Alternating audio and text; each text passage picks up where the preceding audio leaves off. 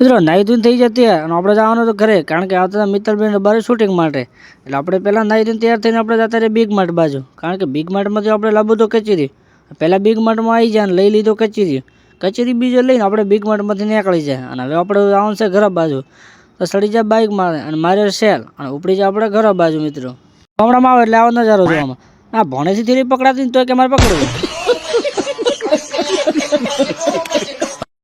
અને આ બીજી ભણીને મમ્મી ઘરે આવ્યા એટલે સીધા પી જાય ખોળામાં.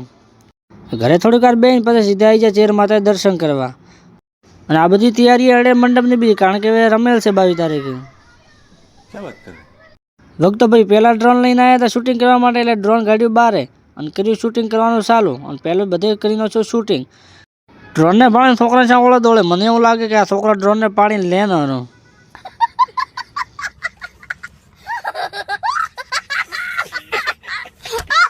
આ બાજુ ઢાળિયા બેઠા હતા બધા મોટા મોટા વડીલો, એમના પણ આવી ગઈ ચા, એટલે એ પણ ગરમા ગરમ ચા પીવાની મજા લેરાશે. આ બારે ગાડી પેલો મને બેટ લાગ્યો, પણ આ તો ચાલુ કર્યું એટલે લાઈટ નીકળે.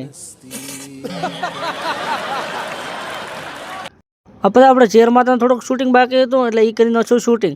હા, પછી આપણે પણ વિડીયો શૂટિંગ કર્યો. આપણે વિડીયો શૂટિંગ કરીને છો. કાલે આપણે વિડીયો શૂટિંગ આપણી આઈડીમાં આવવાનું છે મિત્રો. તો આ વિડીયો જોવા માટે મને ફોલો કરી દેજો અને વિડીયો ખાસ જોજો આવા છે. અચ્છા.